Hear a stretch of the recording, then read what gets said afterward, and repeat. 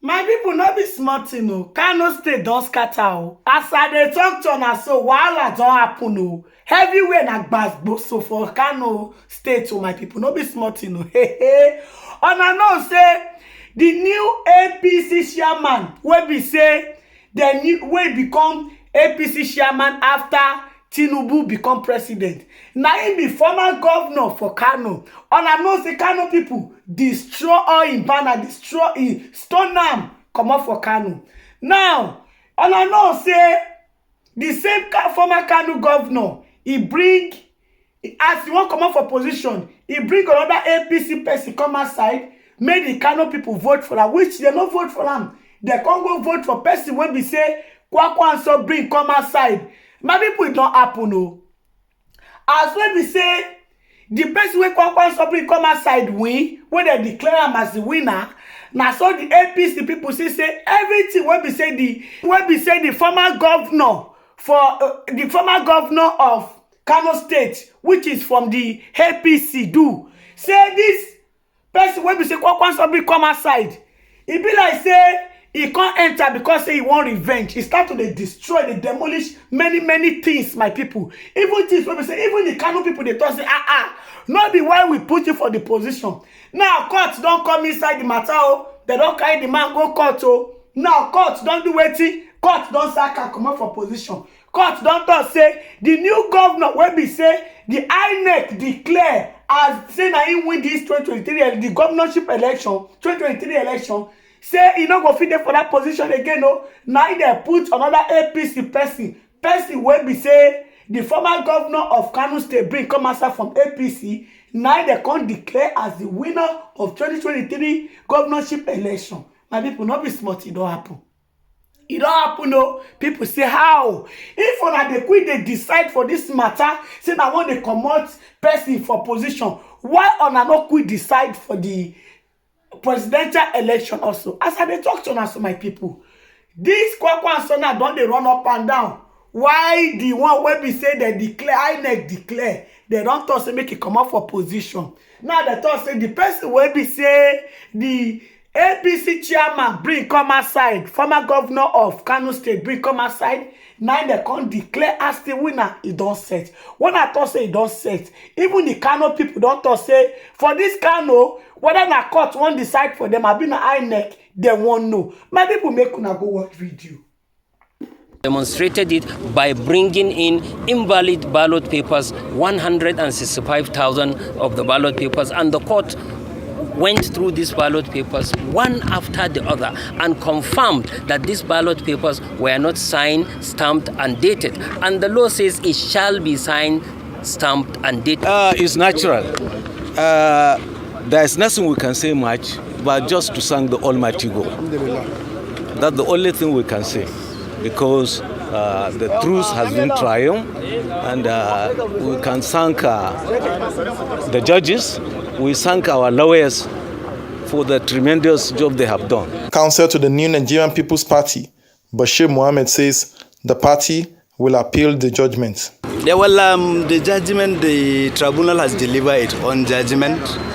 We are going to consult our clients, and I can assure you that we are going to appeal against this judgment, because it's a judgment which we felt does not manifest the justice of the matter, and I can assure you this decision would be set aside on appeal. Actually, the judgment has just come out.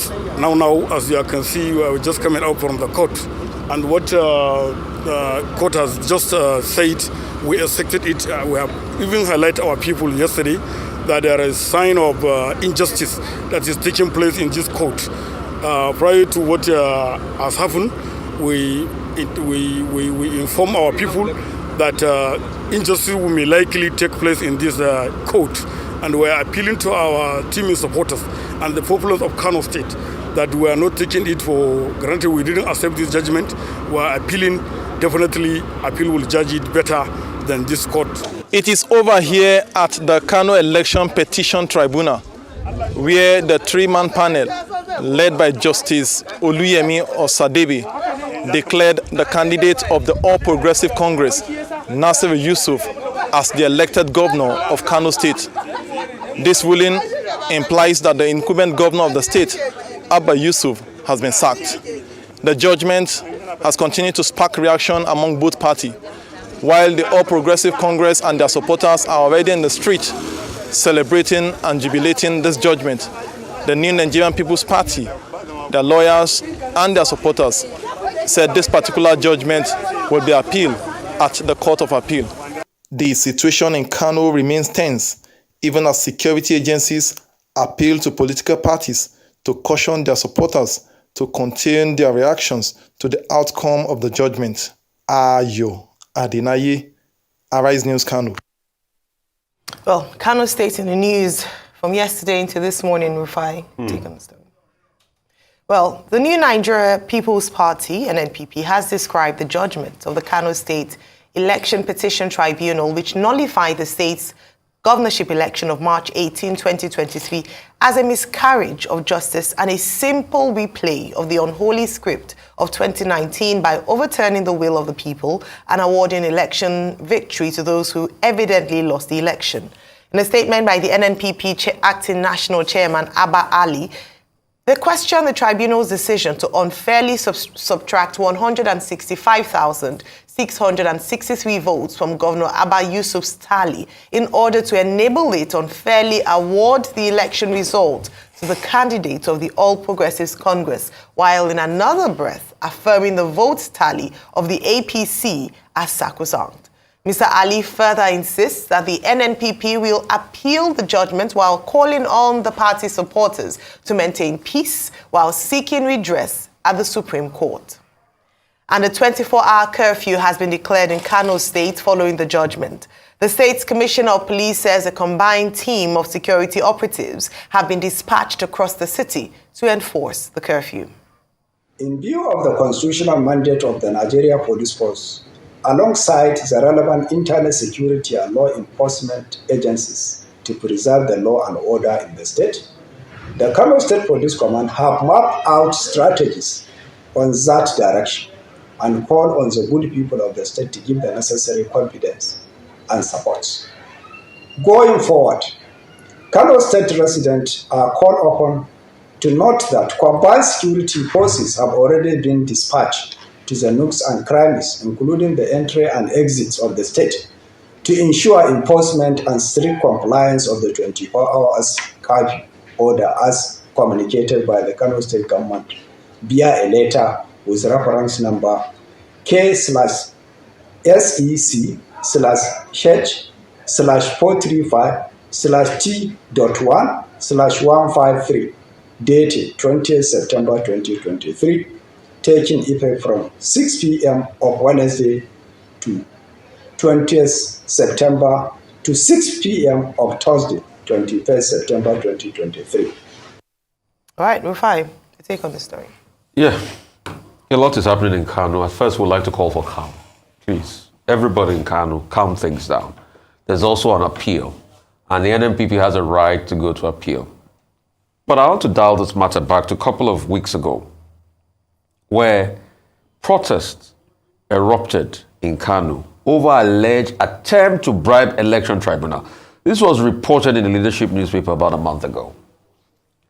And the talk then was about attempt to bribe election tribunal as regards the outcome of the elections.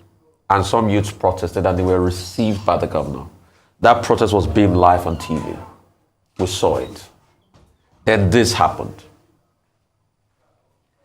The truth is, I think it was Lord Denning that said, if a judge is sitting on trial, he himself is on trial. The judiciary of Nigeria is constantly on trial. But we must have no room for breakdown of law and order.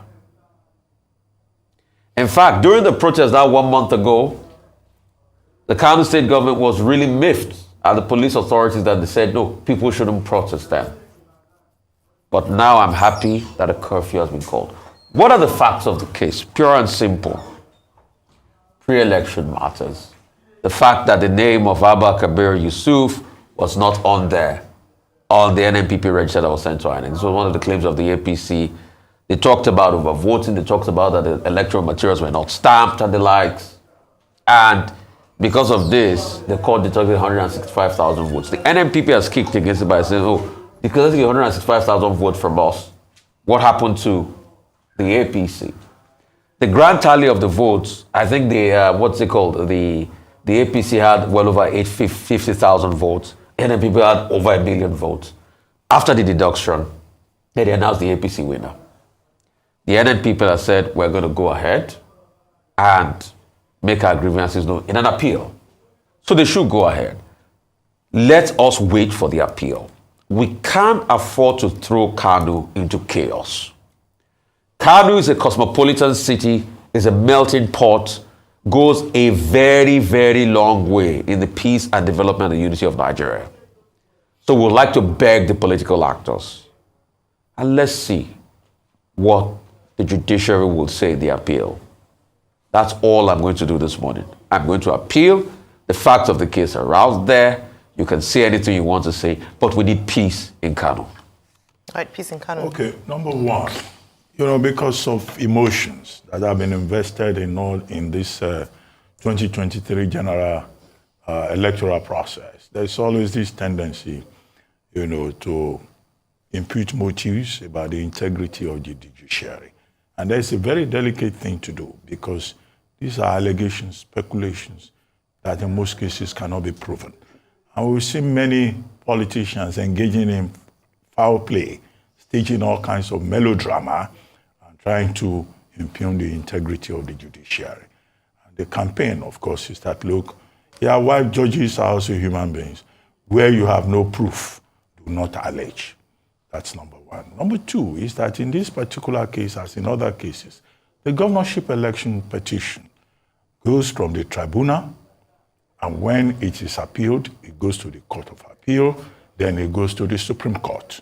So in this case, in Kano, the ruling has come from the Court of First Instance, which is the tribunal. The tribunal will end up, of course, as the process unfolds, as a lower court, because clearly the NNPP in Kano State and the governor and his supporters have made it clear that they are going to go to the Court of Appeal and that they are going to go to the Supreme Court, as the case may be, which is why it's important that Governor Yusuf has already put out a statement, appealing to people to be calm, and that in fact today, the state will have a State Executive Council meeting, and it's not as if any tragedy has befallen the NNPP in Lagos State. That's important because there were reports of unease in Kano, a city that is politically divided down the middle between the All Progressives Congress and the New Nigeria People's Party, or if you like, between the presidential candidate of the NNPP, Dr. Rabiu Kwankwaso, and former governor of Kano State, who is now chairman of the APC, Dr. Ganduje, who are fighting on the sidelines their own war for the soul of Kano State. So our appeal in this regard is that nobody should see this process as a do-or-die process. It's not a life and death matter. And that is why, the leadership, the political leadership in Kano State, across party lines, even beyond NNPP and APC, should conduct themselves in the fashion of gentlemen, in the fashion of sportsmen, knowing that, the process is not over yet. It's still going to the Court of Appeal. It will still go to the Supreme Court. Now, what are the issues? Membership.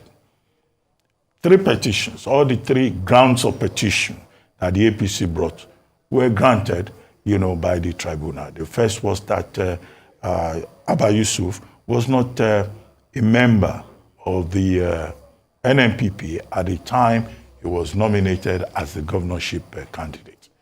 Second, that there was overvoting.